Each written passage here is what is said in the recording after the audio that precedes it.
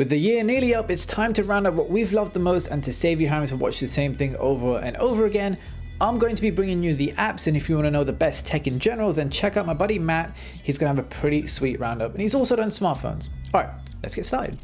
Good email clients have always been tough, but Newton, which used to be called Cloud Magic, is by far the best email client I have ever used. Simply put, it allows you to have all your email accounts in one place under one sign-in. So if you're moving from phone to phone like I do, this is a massive time saver. In addition, you get read receipts to know when they've been read. You can schedule emails to be sent at a later time, and you can also undo your last sent email. It used to be free, but with the introduction of these advanced features, you can opt in for a yearly subscription of $50. If not, then use the trial version. This app runs on a simple premise: if this, then that. The potential is there to craft something big, but even on a small scale, this is enough to make your everyday interaction with apps better. There are a bunch of ready-made applets, so for instance, on Spotify, I have it automatically save my Discover Weekly recommendations into a playlist. And with Google Drive, I have it automatically save any email with orders and receipts and save that to a spreadsheet. There's a ton more, ranging from receiving emails if it's going to rain tomorrow, all the way to turning on your hue lights when you're near your home. Anytime I record a video with my smartphone, I'm using Filmic Pro. This app gives you granular control, so the ability to adjust white balance, ISO, resolution, focus, and even enable a higher bitrate. Essentially, it gives you the ability to get the best capability you can from your smartphone camera. Have a look at my Galaxy S7 video or my reviews for the Google Pixel and the iPhone 7 for examples of what can be done with this app. Definitely my favorite out there. As Instagram has become more important for me as a filmmaker, photo apps have become essential. Adobe Lightroom is just fantastic. It's very similar to its desktop counterpart. You have all the same advanced adjustments and sliders with support for raw images. Now, if you're into landscapes or architecture, have a look at SKWRT, SKWRT. Is an extremely powerful perspective and lens correction app.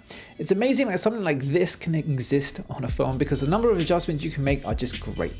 Finally, there's VSCO or VSCO. Now, if you asked me a year ago, I would have said this is the best photo app around, but with recent redesigns to the UI and no more image syncing, it's not the best, but the tools are still awesome and the community is very active in making this a great place for photography.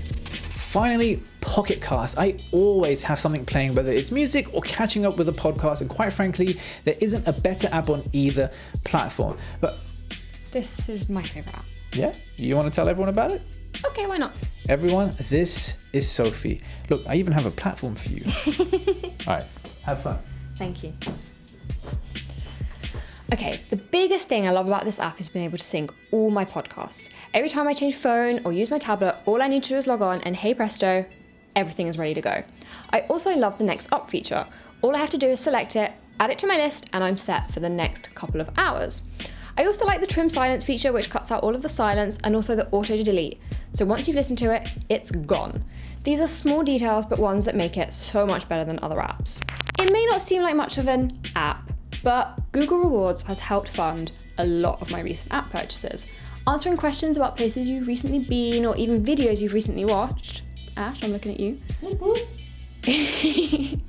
It all adds up, and so far I've earned over £20. My final app is MyPantone. As a print designer, I spend a lot of time at work picking and comparing Pantones, but this app does it all for me. Load up an existing picture or snap a new one and it picks 5 Pantones for you. Click on them for more information and to cross-reference them. You can also use a viewfinder to hover over the image and maybe pick out a couple of other colours. This is perfect for when you're out and about, see something you like, but don't have a Pantone book to hand. All right, that's it, I'm done. Well, she's not bad. All right, guys, let me know what you think about these apps and whether you use them. I wanted to showcase ones that, just aren't your Google Drives or your WhatsApp. Also, a lot of you ask about my music taste, so I have specifically made a Spotify playlist of my favorite songs that I listened to in 2016. Check it out, and also head over to Matt's channel for more great stuff from 2016. Take it easy, and I'll see you soon.